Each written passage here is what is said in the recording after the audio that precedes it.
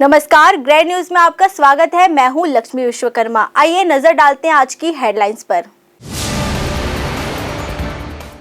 दुर्ग शहर के इंदिरा मार्केट में होटल शीला में संचालित घर संसार सेल में देर रात भीषण आग लगने से इस घटना में 3 लोग घायल। बजरंग दल प्रांत संयोजक द्वारा काला वस्त्र धारण करके कवर्धा में वन मंत्री मोहम्मद अकबर के आगमन पर किया जा रहा विरोध प्रदर्शन। दुर्ग पुलिस द्वारा शहीद पुलिस कर्मियों के योगदान की याद में पुलिस कंट्रोल रूम सेक्टर 6 में पेंटिंग प्रतियोगिता का किया गया आयोजन। दुर्ग जिला एनएसयूआई के तत्वाधान में रुंगटा R2 तानाशाह कॉलेज प्रशासन ने छात्रों के साथ किया अभद्र व्यवहार। एनएसयूआई छात्रों द्वारा CSVTU विश्वविद्यालय में सौंपा गया ज्ञापन। अब खबरें विस्तार से। घर संसार सेल में लगी भीषण आग से बचते 3 हुए घायल। आग पर काबू पाने करनी पड़ी बड़ी मशक्कत। BSP NDA-RF सहित राजनांदगांव से मंगानी पड़ी दमकल की दर्जन भर गाड़ियां। दुर्ग शहर के इंदिरा मार्केट की होटल शीला में संचालित घर संसार सेल में देर रात भीषण आग लग गई। आगजनी की इस घटना में 3 लोगों के घायल होने की खबर है, जिनमें एक युवती है। घायलों को उपचार के लिए अस्पताल में दाखिल कराया गया है। आग पर काबू पाने के लिए दमकल विभाग को कई घंटों तक मशक्कत करनी पड़ी। भिलाई स्टील प्लांट के दमकल डिप्टी चीफ AR सोनटके ने बताया कि जैसे हमें सूचना मिली, हम पूरे टीम के साथ पहुंचे और आग पर काबू पाने का काम प्रारंभ किया। जैसे हमको सूचना मिली पुलिस कंट्रोल से, उसी वक्त तुरंत भिलाई अग्निशमन सेवा की, फायर ब्रिगेड की, भिलाई स्पेस संयंत्र की 2 अग्निशमन गाड़ियाँ तुरंत मौके पर रवाना की। साथ साथ हाइड्रोलिक प्लेटफॉर्म को भेजा गया और आग को कंट्रोल करने की कोशिश की गई। लेकिन पानी का थोड़ा सा अभाव होने के कारण जब गाड़ी से भी ट्रिपें लगाई तो टोटल 7-8 ट्रिप वहाँ से हुई है। साथ साथ नगर सेनानी की जो गाड़ी थी उनका भी हेल्प लिया है और राजनांदगांव से भी गाड़ी आई है। तो लगभग 2-2.5 घंटे के कड़ी मशक्कत के बाद आग को पूरी तरह से काबू पाया गया है। सबसे महत्वपूर्ण बात है कि इसमें कोई जनहानि हुई नहीं है और कैजुअल्टीज़ थी, उसमें लोग फंसे हुए थे। जैसे हमारी गाड़ी पहुँची भिलाई स्पाइस सेंटर की और तो पूरा क्रू ने सबसे पहले आदमी को रेस्क्यू किया, क्योंकि जब भी फायर फाइटिंग करते तो साथ साथ देखते कि वहाँ पे कोई अंदर फंसा तो नहीं है और आदमी उसमें ट्रैप हो गए थे। उनको बाहर से लैडर के द्वारा निकाला गया और उनकी जान को बचाया गया। उसके बाद कंटिन्यूस फायर फाइटिंग किया। अभी फायर ऑलमोस्ट पूरा कंप्लीट हो गया। आग लगने के कारणों का फिलहाल खुलासा नहीं हो पाया है। वैसे संभावना जताई जा रही है कि शॉर्ट सर्किट इसकी वजह से हो सकती है। रविवार की देर रात होटल शीला के ग्राउंड फ्लोर से धुआं निकलते देख नागरिकों ने इसकी सूचना पुलिस को दी। लगभग 2 बजे सूचना मिलने पर तत्काल दमकल विभाग को फोन किया गया। लगभग 15 मिनट में फायर ब्रिगेड मौके पर पहुंच गई और अग्निशमन कर्मियों ने आग पर काबू करना प्रारंभ कर दिया। इस दौरान आग इतनी भड़क गई कि लपटें सेल के अंदर बाहर तेजी से उठने लगी थी। निकलते धुएं को काफी दूर से देखा जा सकता था। आग पर काबू पाने दुर्ग, भिलाई और राजनांदगांव के फायर ब्रिगेड की मदद लेनी पड़ी। घर संसार सेल के संचालक विक्की जैन ने न्यूज टीम को बताया कि रात में हम सभी यहीं सोए हुए थे, तभी कुछ ब्लास्ट होने जैसी आवाज आई तो हमने वहां जाकर देखा तो आग की लपटें दिखाई दी। तब हमने तत्काल इसकी सूचना पुलिस को दी। शॉर्ट सर्किट से आग लगी। रात का समय था, हम सोए हुए थे। जनरेटर के पास से कुछ ब्लास्ट हुआ। होटल के मैनेजर ने हमको उठाया, हम आके देखे आग लग चुकी थी। कितने बजे की बात? एग्जैक्ट टाइम नहीं पता। नुकसान किसी को नहीं हुआ, बस सामान पूरा जल के खाक हो गया। और कितने लोग थे जब आग लगी थी अंदर? हम लोग 7 लोग थे।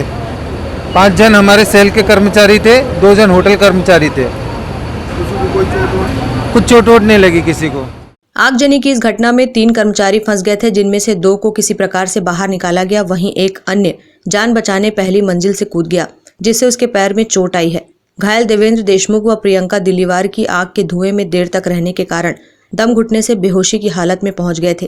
पहली मंजिल से कूदने वाले नितिन कुमार नवीन का पैर फ्रैक्चर होने की जानकारी मिली है, जिसे जिला अस्पताल में दाखिल कराया गया है। वहीं देवेंद्र और प्रियंका को चंदूलाल अस्पताल में उपचार के लिए दाखिल कराया गया है। आग तो लगी थी, रात गश्त के दौरान पता चला तो तत्काल स्पॉट में आए थे। यहाँ पर थे, फायर ब्रिगेड को सूचित किया। फायर ब्रिगेड के लोग आए। अंदर 5 लोग थे, उसमें से 2 जो सेल वाले हैं जो वो लोग थे, वो पहले निकल गए थे।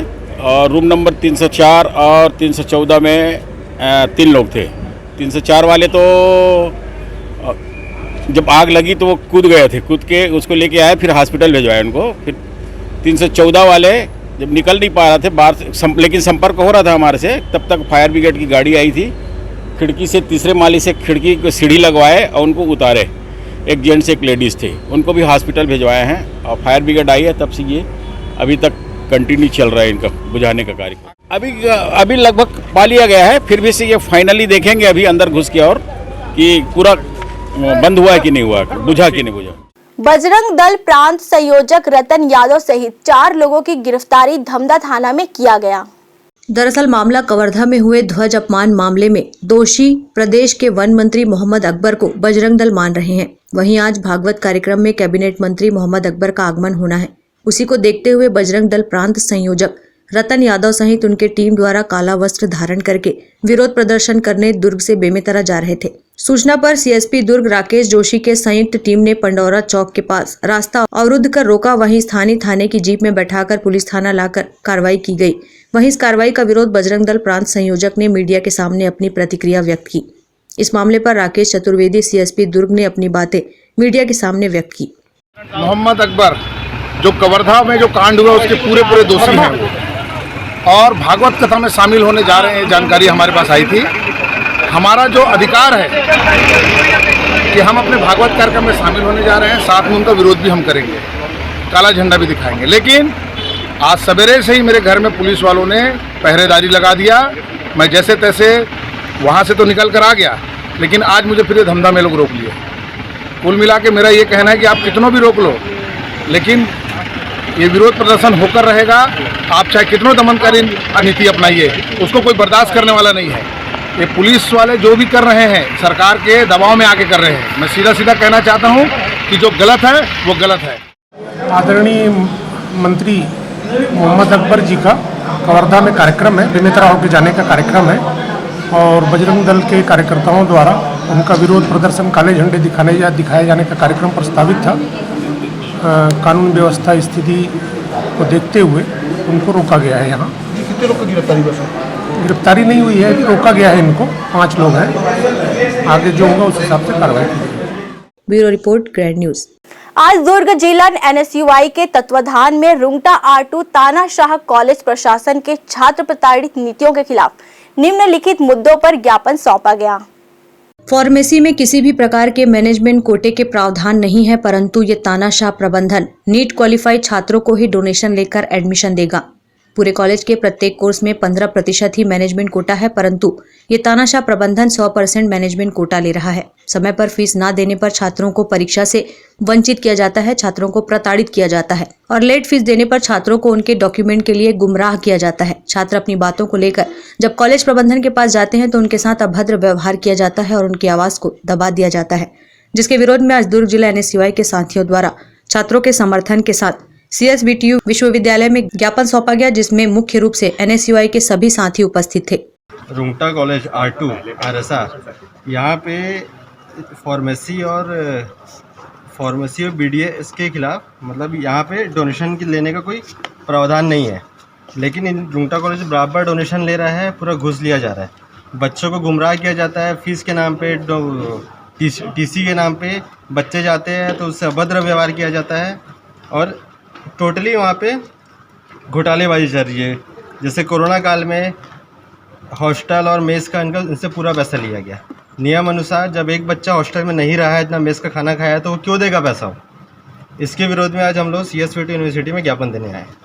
आज NSUI के समस्त छात्रों के द्वारा और रुंगटा प्रबंधन के खिलाफ, रुंगटा R2 के खिलाफ आज CSBTU में ज्ञापन दिया गया, जो लगातार छात्रों के साथ वहाँ पे बदसलूकी की जा रही है, अभद्र व्यवहार किया जा रहा है और सीट अलॉटमेंट होने के बाद भी उनको मतलब कि सीट नहीं दिया जा रहा है और उनसे ज़बरदस्ती डोनेशन लिया जा रहा है। ऐसे कई सारे मुद्दों को लेकर आज NSUI CSBTU आई है और इस पे अगर जल्द से जल्द कार्रवाई नहीं हुई तो यूनिवर्सिटी NSUI अपना उग्र प्रदर्शन करेगी और रुंगटा कॉलेज के खिलाफ बहुत बड़ा घेराव करेगी। अभी तो हम कुछ ही मुद्दों को लेकर यूनिवर्सिटी आए हैं, हमारे पास ऐसे कई बहुत सारे और बहुत बड़े बड़े मुद्दे हैं जिसपे रुंगटा कॉलेज का एफिलिएशन भी कैंसिल हो सकता है। बहुत सारी चीज़ें हैं जिसपे अगर रुंगटा कॉलेज अपनी स्थिति नहीं सुधारती है, छात्रों के साथ बदसलूकी बंद नहीं करती है, तो NSUI बहुत बड़ा उग्र प्रदर्शन करेगी। आरोप पत्र उनको जारी करेंगे, ठीक है, आरोप पत्र जारी करेंगे और इंस्पेक्शन के लिए टीम भेजेंगे यहाँ से कि जो जो ये सब हैं उसको बताइए, ठीक है। वेडनेसडे तो उस दिन अपन बैठ के चर्चा करेंगे कब करना है क्या। बाद फिर अपन ग्रैंड न्यूज के लिए कैमरामैन हर्ष सोनी के साथ अतुल शर्मा की रिपोर्ट। अब वक्त है एक छोटे से ब्रेक का।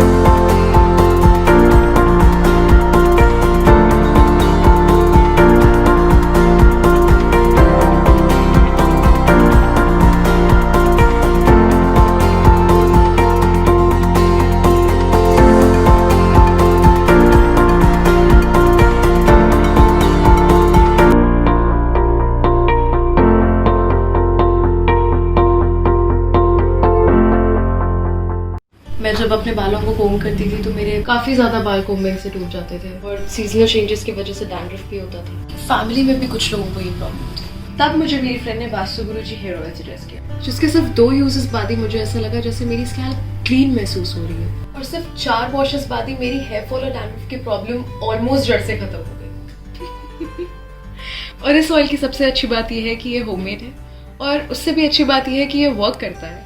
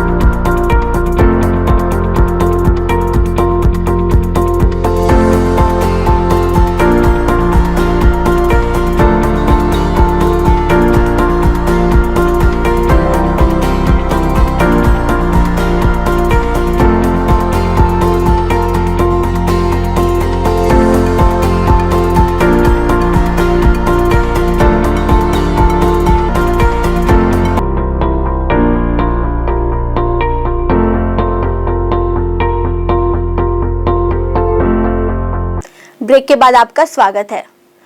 दिवाली त्योहार के मद्देनजर दुर्ग नगर निगम पुलिस प्रशासन एवं चैम्बर ऑफ कॉमर्स के संयुक्त तत्वाधान में सीएसपी कार्यालय दुर्ग में बैठक का आयोजन किया गया, जिसमें त्योहार में बढ़ने वाली भीड़ को नियंत्रित करने एवं व्यवस्था बनाए रखने के लिए कई बिंदुओं पर चर्चा की गई। त्योहारी सीजन को देखते हुए नगर निगम व पुलिस प्रशासन लगातार व्यवस्थाओं पर नजर रखे हुए है ताकि बिना किसी बाधा व परेशानी के त्योहार मनाया जा सके और शहर में शांति व्यवस्था भी कायम रहे। इसी के तहत सीएसपी कार्यालय दुर्ग में नगर निगम प्रशासन, पुलिस प्रशासन और चेंबर ऑफ कॉमर्स की बैठक रखी गई। बैठक में बाजार के व्यापारियों के द्वारा कई प्रकार की मांग प्रशासन से की गई।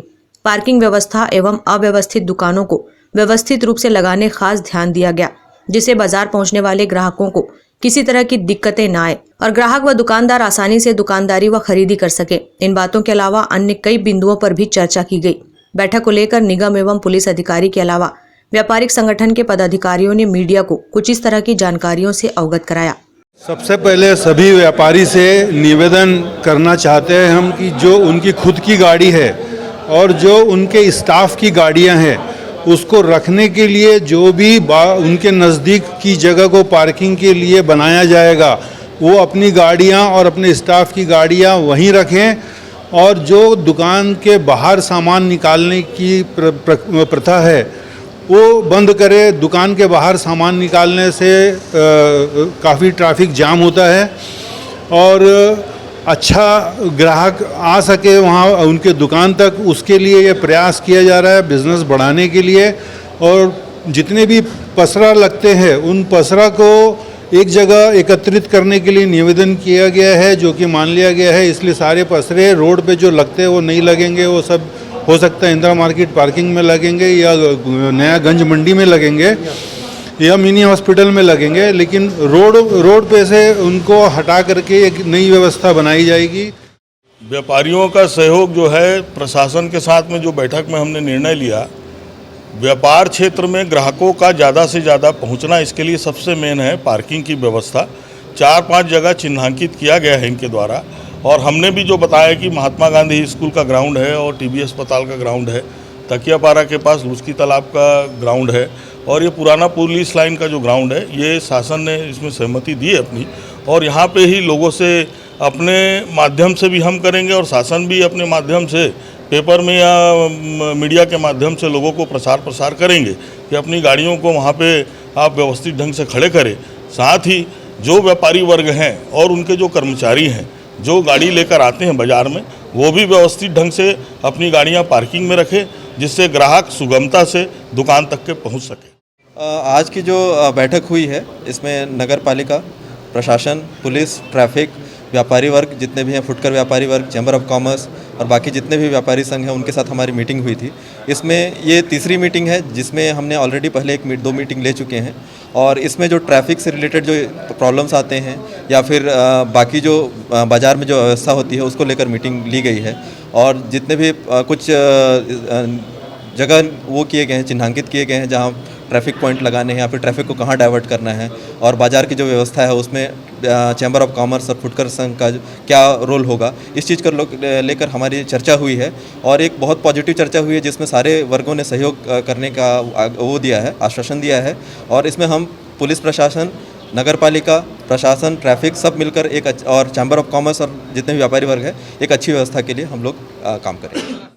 आने वाले दीपावली पर्व को देखते हुए बाजार के व्यवस्थीकरण के लिए आज निगम प्रशासन, जिला प्रशासन और फिर पुलिस प्रशासन के साथ में चैम्बर ऑफ कॉमर्स के सदस्यगण, व्यापारी जितने वर्ग हैं और साथ में अपने फुटकर व्यापारी वाले हैं, सभी साथ एक सामूहिक मीटिंग आज हुई है। इसमें कुछ निर्णय लिए गए हैं, खास करके पार्किंग के संबंध में और फिर साथ में जो दुकान बाहर नहीं निकालने के संबंध में, और विभिन्न प्रकार के जैसे सीसीटीवी कैमरा के संबंध में आज निर्णय आज लिए गए हैं। और इसमें आपसी समन्वय से ये सब काम किया जाना है। तो सभी से अपील भी है मेरी कि चूँकि अब हम एक निर्णय लेके बैठे हुए हैं यहाँ पर, तो इस निर्णय का पालन भी कराने की जिम्मेदारी सबसे पहले तो आम पब्लिक की भी है और साथ में व्यापारी वर्ग की भी है, और उसके बाद फिर हम लोग प्रशासन की भी आती है। तो सब साथ मिल के काम करेंगे तो बिल्कुल आने वाले दिवाली पर्व में बहुत अच्छा जो है व्यवस्थीकरण हम कर सकते हैं, और साथ में व्यापार भी बहुत अच्छे से होगा, जिसके कारण से हम यहाँ बिल्कुल एक अच्छे माहौल में हम यहाँ काम। बहरहाल अव्यवस्थित बाजार को व्यवस्थित करने प्रशासन के साथ चेंबर के पदाधिकारी बराबर सहयोग दे रहे हैं, जिससे दीपावली त्योहार में किसी तरह की अव्यवस्था बाजार में उत्पन्न न हो। ग्रैंड न्यूज के लिए दुर्ग से बीना दुबे की रिपोर्ट। शदाणी दरबार तीर्थ के 8वें पीठाधीश्वर सतगुरु संत श्री गोविंद राम साहिब जी के 77वें अवतरण दिवस के अवसर पर रक्तदान शिविर का आयोजन समाज के द्वारा किया गया। शदाणी युवा मंडल के द्वारा दुर्ग के सिंधी धर्मशाला में विशाल रक्तदान शिविर का आयोजन रविवार को किया गया। आपको बता दें कि शदाणी दरबार तीर्थ के 8वें पीठाधीश सतगुरु संत श्री गोविंद राम साहिब जी के 77वें अवतरण दिवस के अवसर पर इस शिविर का आयोजन किया गया, जिसमें 18 वर्ष से लेकर 60 वर्ष तक के महिला, पुरुष व युवाओं ने हिस्सा लिया और 77 यूनिट ब्लड का लक्ष्य रखा। शिविर में सिंधी समाज के अलावा अन्य समाज के लोगों ने भी हिस्सा लिया और रक्तदान किया। रक्तदान के साथ साथ शिविर में पहुंचे लोगों को अन्य खाद्य सामग्री का भी वितरण किया गया। शिविर को लेकर समाज के वरिष्ठ जनों ने कहा कि उनके द्वारा हमेशा ही रक्तदान शिविर का आयोजन किया जाता है। ये बहुत बड़ा उद्देश्य है, मेन उद्देश्य है कि जिनको ब्लड की कमी उसको दूर करना और लोगों का जीवन बचाना, ये हमारा प्रमुख उद्देश्य है। और हमारे शदाणी सेवा मंडल इस कार्य में हमेशा अग्रणी रहता है। इन्होंने टीकाकरण का काम भी किया है, इन्होंने आयुष्मान कार्ड बनाने का काम भी किया है और विभिन्न सेवाओं में सक्रिय रहते हैं। मैं इनको साधुवाद देता हूं। मैं पूज्य सिंधी जनरल पंचायत का अध्यक्ष मुरली सचदेव इनको बहुत बहुत बधाई देता हूं इसका। हम लोग 77वां जन्मोत्सव मना रहे सतगुरु साईं गोविंदराम साहिब का, तो इसलिए 77 का यूनिट का हम लोग टारगेट रखे हुए हैं और उससे ज़्यादा भी हो सकता है, क्योंकि लोगों में उत्साह है और वो बराबर सभी लोग अपने आप आते जा रहे हैं ब्लड डोनेट करने के लिए। और हमारे समाज में वर्तमान में टीकाकरण का भी चल रहा है और इसके पहले भी आयुष्मान कार्डों का भी हमने सेवाएं दी हैं। तो हम समय समय पे मतलब शासकीय उसका ये सब करते रहते हैं। सिंधी समाज इसमें बहुत ही अग्रणी है। रक्तदान महादान है और एक बूंद रक्त से यदि किसी की जान बचाई जा सकती है तो उससे बड़ा पुण्य और कोई नहीं। ग्रैंड न्यूज़ के लिए दुर्ग से वीना दुबे की रिपोर्ट। छत्तीसगढ़ सरकार द्वारा धान खरीदी की तिथि की घोषणा नहीं किए जाने से धान की कटाई में जुटे किसानों की चिंता बढ़ गई है। वहीं सरकार से जल्द धान खरीदी प्रारंभ करने की मांग कर रहे हैं। दरअसल बारिश में देरी होने से इस वर्ष बालोद जिले के कई क्षेत्रों में धान की पैदावार कम हुई तो कई जगहों पर फसल ठीक नहीं होने से खड़ी फसलों को मवेशियों को चरा दिया गया। ऐसे में जिन किसानों की फसल हुई वे अपने धान को सहेजने में जुट गए। जो किसान शुरुआती दौर में धान की रोपाई किए वे नवरात्र के बाद ही धान कटाई शुरू कर चुके थे। ऐसे में इन किसानों को धान की कटाई और मिंजाई के बाद उसे रखने की समस्या हो जाती है। अमूमन किसान धान कटाई पर मिंजाई के बाद सीधे मंडी में धान ले जाकर बेचना चाहता है ताकि धान खरीदी के लिए जगह की समस्या न हो।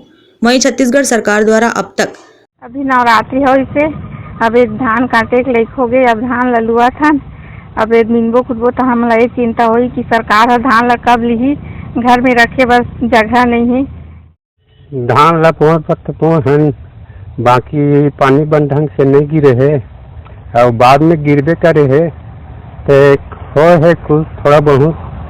तो धान ला बेसिक समस्या है कि लेते नहीं लेते सरकार हते तो कहाँ रखबो हम धान ला तो कर कुछ कारण बताए। धान की तिथि घोषणा नहीं की गई है जिससे किसान चिंतित है। गौरतलब है कि ये तो शुरुआती दौर है। दीपावली के बाद धान कटाई मिंजाई पूरे शबाब पर रहेंगे। ऐसे में सरकार को जल्द धान खरीदी की तिथि घोषित कर तैयारी पूरी करने की जरूरत है ताकि किसानों को कोई समस्या का सामना न करना पड़े। Bureau report, Grand News. अखिल भारतीय साहित्य शोध संस्थान नई दिल्ली के हिंदी भवन दिल्ली में कवि सम्मेलन एवं प्रतिभा सम्मान समारोह का आयोजन किया गया। बेरला विकासखंड के शासकीय हाई स्कूल लावातरा के शिक्षक भुवनलाल साहू को शिक्षा के क्षेत्र में उत्कृष्ट एवं अनुकरणीय कार्य करने के लिए सर्वपल्ली राधाकृष्णन शिक्षा रत्न सम्मान से सम्मानित किया गया। यह दूसरा अवसर है जब शिक्षक श्री भुवनलाल साहू ने राष्ट्रीय स्तर का सम्मान प्राप्त करके बेरला विकासखंड एवं बेमेतरा जिला सहित समूचे छत्तीसगढ़ को गौरवान्वित किया है। उन्होंने अपना ये सम्मान अपनी जन्मभूमि देवभूमि ग्राम देवरबीजा और उनके ऑनलाइन क्लास में अध्ययन करने वाले लावातरा सहित समूचे छत्तीसगढ़ के विद्यार्थियों को समर्पित किया है। उन्होंने अपने वक्तव्य में कहा कि ये सिर्फ मेरा सम्मान नहीं बल्कि मेरी जन्मभूमि देवरबीजा एवं मेरे कर्तव्य स्थल लावातरा सहित पूरे बेमेतरा जिले का सम्मान है। उन्होंने कहा कि चाहे कोई तारीफ करे चाहे मत करे, शिक्षक को अपने कर्तव्य का पूरी ईमानदारी और निस्वार्थ भाव से निर्वहन करना चाहिए। शिक्षक के मेहनत का परिणाम उनके विद्यार्थियों में झलकता है। उल्लेखनीय है कि उनके मेहनत के परिणाम स्वरूप लावातरा के विद्यार्थियों के शिक्षा स्तर में सुधार आया है एवं कोरोना जैसी वैश्विक महामारी के दौर में विगत 2 वर्षों में छत्तीसगढ़ के लगभग 30,000 विद्यार्थी इनके ऑनलाइन क्लास से लाभान्वित हुए हैं और वर्तमान में भी छात्र हित को ध्यान में रखते हुए उनके द्वारा ऑनलाइन क्लास ली जा रही है। उनके इस सम्मान पर लावातरा के शिक्षक शिक्षिकाओं देवरबीजा अंचल सहित उनके ऑनलाइन क्लास से लाभान्वित होने वाले लावातरा एवं समूचे छत्तीसगढ़ के विद्यार्थियों ने हर्ष व्यक्त किया है। Bureau report, Grand news. अब वक्त है एक और छोटे से ब्रेक का। बने रहिए ग्रैंड न्यूज के साथ।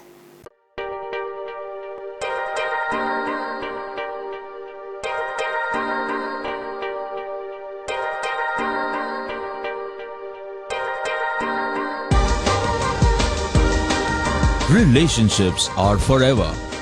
Out of all loved ones, your children are most precious. One of our biggest dreams is to give our children's marriage the top in luxury and facility.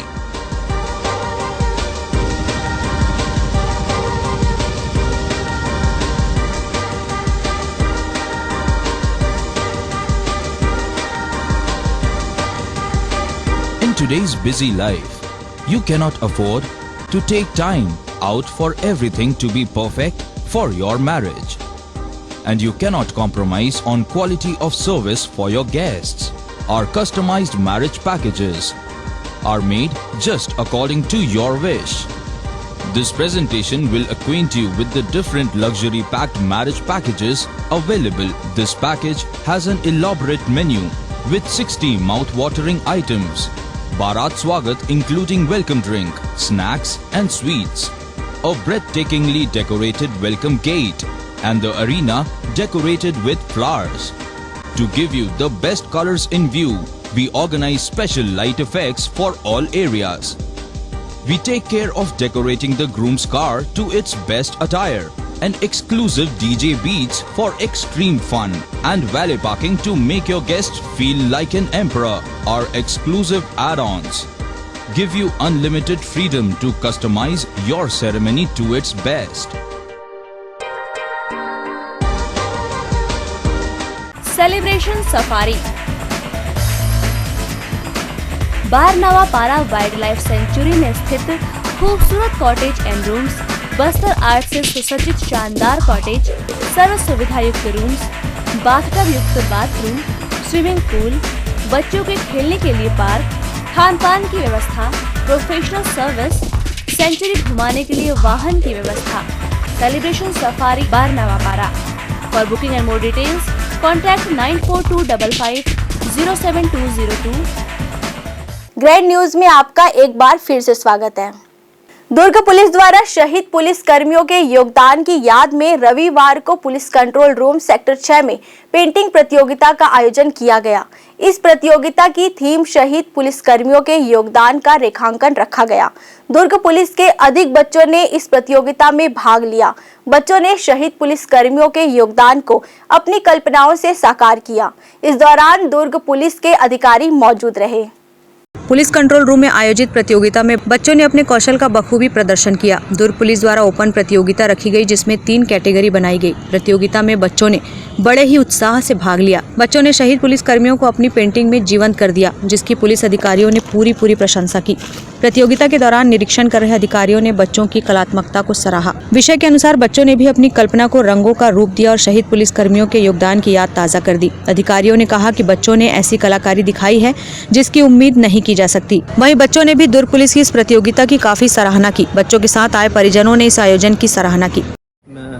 ये पेंटिंग प्रतियोगिता शहीद दिवस के अवसर पर बच्चों को शहीदों के विषय पे जानकारी देना और उनको देशभक्ति के जो विषय है उसके बारे में उनको बताना, ये हमारी थीम थी। उसी विषय पर सभी बच्चों ने पेंटिंग बनाई, जिसमें मेन फोकस हमारे पुलिस जवान हैं, हमारे जो आर्मी के जो जवान हैं, उनकी थीम लेते हुए सभी बच्चों ने बहुत अच्छी पेंटिंग बनाई है। मैं सभी बच्चों को धन्यवाद देता हूं, उनके पालकों को धन्यवाद देता हूं और साथ ही हमारे जो अधिकारी हैं जिन्होंने इसको आयोजन किया उनको भी धन्यवाद देता हूं, जिन्होंने अच्छा आयोजन किया। इससे न केवल बच्चों में हमारे शहीदों के प्रति जानकारी होगी, उनके अंदर देशभक्ति की भावना का विकास होगा। उनको पुराने जो हमारे स्वतंत्रता आंदोलन में जो लोग जिन्होंने शहीद हुए थे उनके बारे में भी इनको जानकारी दी गई है। प्रतियोगिता के निर्णायकों की एक समिति बनाई गई, जिसमें एएसपी सहित अन्य अधिकारियों को शामिल किया गया। प्रतियोगिता बच्चों की बनाई पेंटिंग्स में बेस्ट का चयन किया गया। विजेता प्रतिभागी बच्चों को जिले के एसपी बद्री नारायण मीणा प्रशस्ति पत्र देकर सम्मानित करेंगे। ग्रैंड न्यूज के लिए दुर्ग से वीना दुबे की रिपोर्ट। प्लास्टिक मुक्त भारत बनाने के लिए राजनांदगांव शहर के मोहारा स्थित शिवनाथ नदी के तट पर पूर्व मुख्यमंत्री एवं भारतीय जनता पार्टी के राष्ट्रीय उपाध्यक्ष डॉक्टर रमन सिंह ने वैदिक मंत्रोच्चार के बीच बरगद एवं पीपल के पौधे रोपित किए। इस मौके पर गंगा आरती कर नदी और जल संरक्षण एवं जीवन शैली से प्लास्टिक के सामानों को त्याग करने जागरूकता की शपथ दिलाई गई। पर्यावरण तीर्थ प्रकल्प अभियान के तहत भारतीय जनता पार्टी के पर्यावरण विभाग प्रभारी एवं पूर्व IAS अधिकारी गणेश शंकर मिश्रा ने राजनांदगांव के मोहारा स्थित शिवनाथ नदी के तट पर पर्यावरण जागरूकता अभियान चलाया। इस अवसर पर भाजपा पर्यावरण प्रभारी गणेश शंकर मिश्रा ने कहा कि प्रधानमंत्री नरेंद्र मोदी ने देश को प्लास्टिक मुक्त करने का संकल्प लिया है। इसे पूरा करने के लिए और प्लास्टिक के सामानों का उपयोग नहीं करने के उद्देश्य को लेकर वैदिक मंत्रोच्चार के साथ वृक्षारोपण किया गया। उन्होंने कहा कि प्लास्टिक वह तत्व है जो पर्यावरण को सर्वाधिक नुकसान पहुंचाती है। हर एक मिनट में 10 लाख पानी की खाली बोतल फेंकी जाती है, जो पर्यावरण को नुकसान पहुंचा रही है।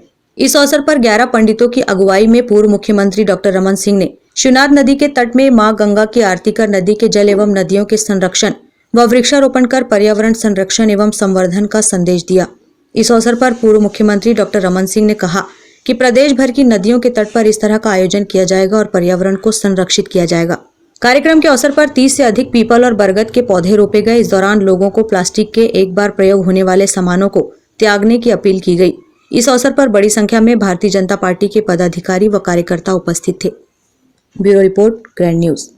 दुर्ग में नर्सिंग एक्ट लागू करने सहित 6 सूत्री मांगों को लेकर हिंदू युवा मंच ने ढोल बजाकर सीएमएचओ कार्यालय का घेराव किया। दुर्ग में चिकित्सा लापरवाही को लेकर सोमवार को हिंदू युवा मंच के कार्यकर्ताओं ने पटेल चौक से ढोल बाजे के साथ रैली निकालकर सीएमएचओ कार्यालय का घेराव किया और चिकित्सकीय सुविधाओं के बीच चल रहे भ्रष्टाचार को लेकर अपना आक्रोश व्यक्त किया। इस मौके पर हिंदू युवा मंच के अरुण सिंह ने कहा कि निजी नर्सिंग होम एक्ट का उल्लंघन कर लोगों से कोरोना काल के दौरान से ही अवैध उगाही का कारोबार कर रहे हैं, जिस पर लगाम कसना आवश्यक है। जो इनकी जवाबदारी है ये पूरी नहीं कर रहे हैं, उस जवाबदारी को इनको याद दिलाने के लिए कि आप किस लिए यहाँ बैठे हैं, इसलिए प्रदर्शन किया जा रहा है। ये भूल चुके हैं पैसों के दबाव में। जितने भी नर्सिंग होम हैं, जितने भी हॉस्पिटल हैं, कोरोना काल में इतना लूटे हैं कि वो ऊपर वाले से दुआ कर रहे हैं कि फिर कोरोना आए और फिर हम लूट सकें। तो ऐसी लूट को रोकने के लिए, इनको अवगत कराने के लिए जो हो रहा है हमें जानकारी है, इसको ना करें और जो नर्सिंग एक्ट है उसको लागू करें। जो 2-2 कमरे के हॉस्पिटल खुल गए, एकाएक कीड़े मकोड़ों की तरह हॉस्पिटलों की डिमांड बढ़ गई, उनको रोकें। जो सिस्टमेटिक हो उसको करें। जनता का पैसा है, उसको इस तरीके से लूट ना मचाएं। कई घर, कम से कम दुर्ग जिले में ही पूरे छत्तीसगढ़ में सबसे ज़्यादा घरों को, अपने परिवार के सदस्यों को खोना पड़ा। एक खोने का जो एक दर्द था वो तो था ही, इनका जो कोई भी पेशेंट अगर हॉस्पिटल में जाता था तो पहुंचते ही लाखों रुपया कैश जमा कराओ तब उसको बिल लेंगे। स्थिति ऐसी थी उस समय कि अगर जमा ले हमारे मरीज को ले बस ले हॉस्पिटल वाला, आदमी को संतुष्टि हो जाती थी। उसका नाजायज फायदा उठा के इन लोगों ने करोड़ों रुपये बनाए हैं।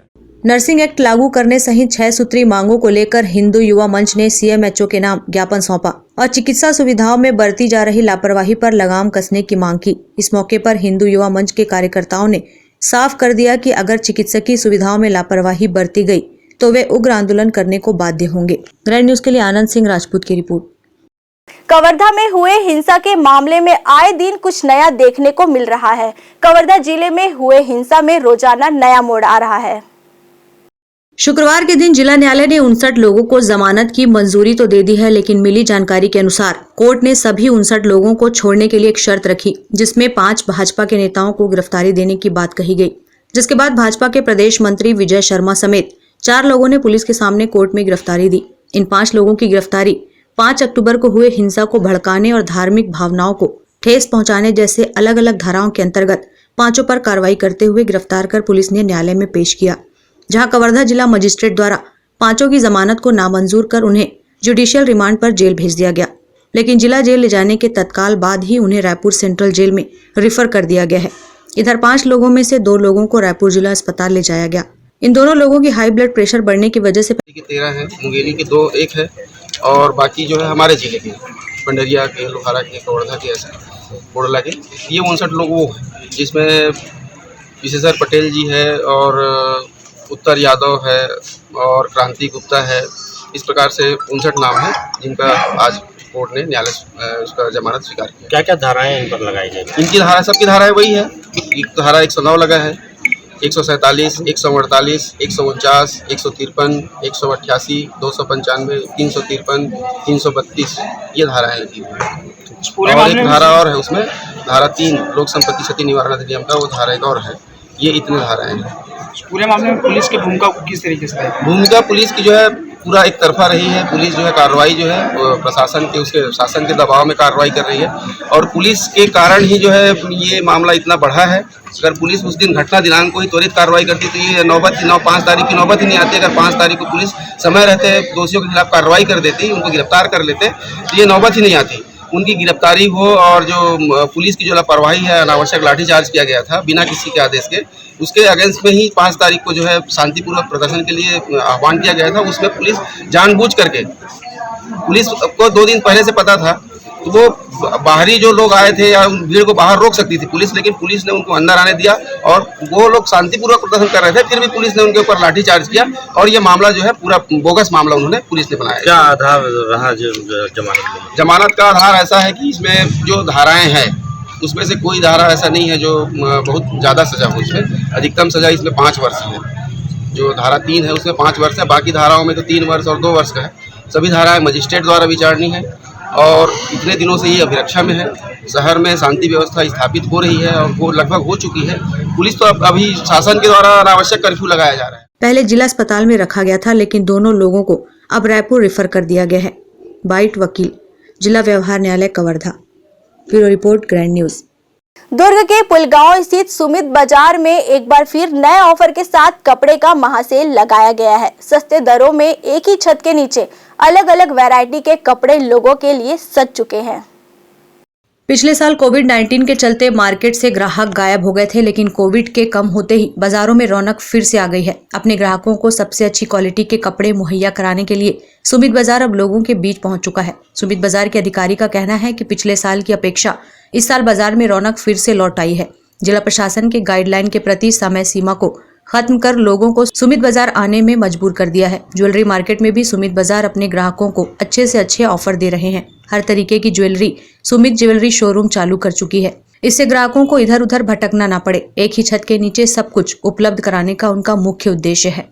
इस बार स्थिति काफ़ी अच्छी दिख रही है हर बार की अपेक्षा, और शासन ने भी भरपूर सहयोग किया है हमें हर प्रकार से। मतलब जो कोविड प्रोटोकॉल जो पाबंदी थी समय की उसको हटाई, तो कहीं ना कहीं उसका अच्छा प्रतिसाद यहाँ पर मिल रहा है और आगे भी उम्मीद करते हैं कि बहुत तेज़ी से अपन और जल्दी से रिकवर करेंगे मार्केट में। सभी जो उत्पाद हैं, इलेक्ट्रॉनिक हो, ज्वेलरी हो, सभी जगह अच्छा रिस्पांस मिलेगा, ऐसा पूरी उम्मीद है हमको। उसी हिसाब से तैयारी की है।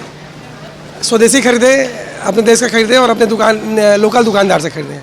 ग्रैंड न्यूज के लिए कैमरामैन हर्ष सोनी के साथ अतुल शर्मा की रिपोर्ट। ग्रैंड न्यूज की खबरों में फिलहाल इतना ही। मुझे दीजिए इजाजत। नमस्कार।